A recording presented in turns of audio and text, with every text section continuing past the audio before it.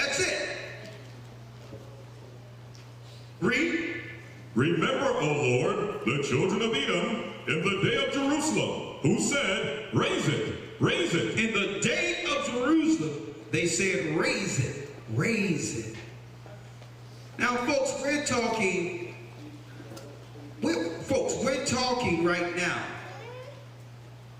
hundreds upon hundreds of years before Christ would be born. We're talking hundreds and hundreds of years before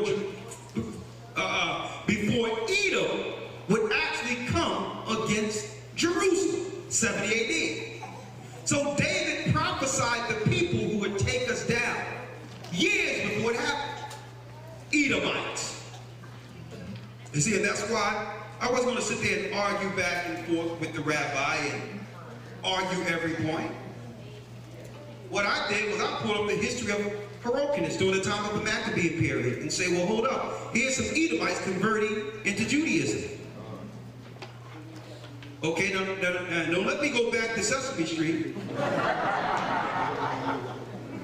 Y'all know the song, one of these things doesn't belong here. Can you guess what thing doesn't belong here?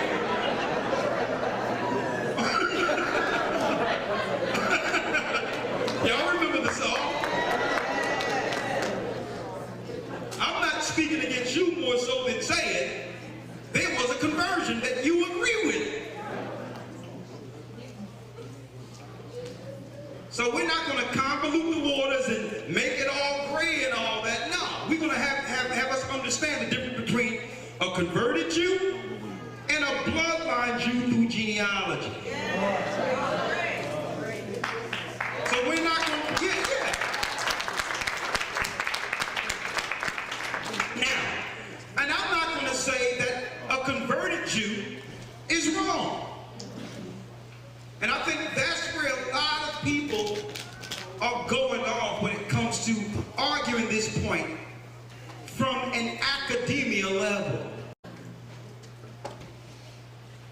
Because the Maccabees, Levites, accepted the Edomites who were converted as long as they would follow the laws of Moses.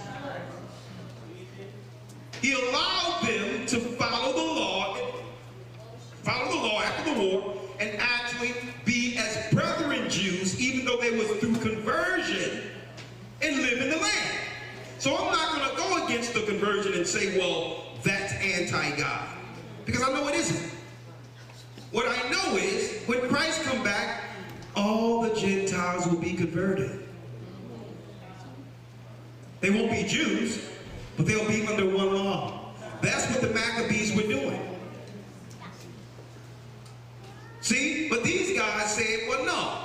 What they didn't tell the Maccabees is, I'm not just going to follow the law. I'm going to also go into Babylonian mysticism. I'm going to go into Kabbalism. I'm going to go into Talmudism. So the mistake people make is the argument and say, well, we are and you're not. That's not where the argument should be. The argument is you can convert to whatever you want. We are who God said we are prophetically.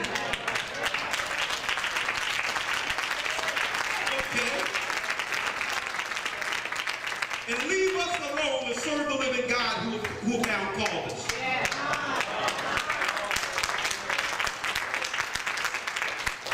And I believe that's the mistake that's being made. Well, I'm a Jew. Well, I'm a Jew. I'm a Jew. Oh, no, I'm not going to argue that what you do.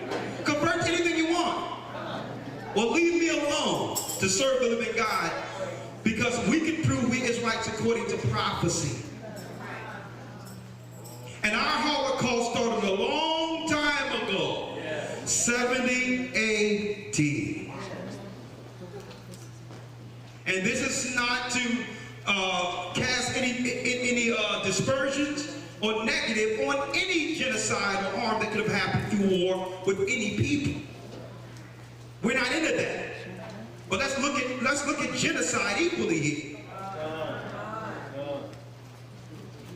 You can cleave to that, but we can go to 1920 before these other people before the World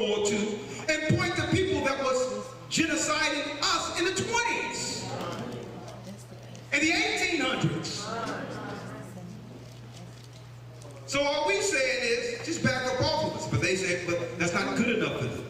You know why? No slaves, no empire. They won't allow us to cleave to Israel because their power and glory and their status is measured by Jacob's low condition. But the Most High, through his word, is leveling that thing off, and they can't stand it.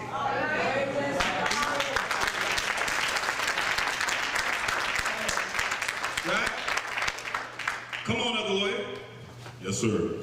Remember, O Lord, the children of Edom in the day of Jerusalem, who said, raise it, even to the foundation thereof. Even to the foundation thereof. And we talking, man, we was in the car talking about, we were talking about doing documentaries, believe it or not. Since 2010, I started writing for a book and all that. And I'm like, you know what? The technology's here. And man, we need to do a real-time short documentary on 70 AD. We really do. Nice, short, to the point, biblical narrative, and just breaking down people, showing Edomites for who they are, the conversion of Jews according to who they were in history, and the blacks, the genealogical Jews that was prophesied to go into captivity. That's right, and who they are in their phenotype today. And you know what? He said we're going to do some little clips. Hey, that's right, Iraq, we're going to work on that. 70 AD. The Bible. Is it hard to understand? When it comes to reading the Bible, the first thing that comes to mind is the fact that this is the Word of God. The seals have been broken, and the truth is here.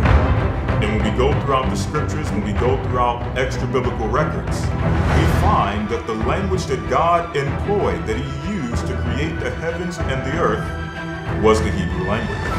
Christ said, I came for the lost sheep of the house of Israel. But yet no one, no religious leader, no religious church out there anywhere can now identify the 12 tribes of Israel. Can we? God is quite simple, but it seems as if man makes understanding him hard.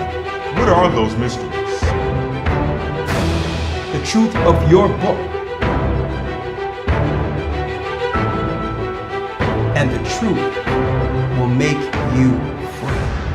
The Hebrew and Bible Academy. You're invited.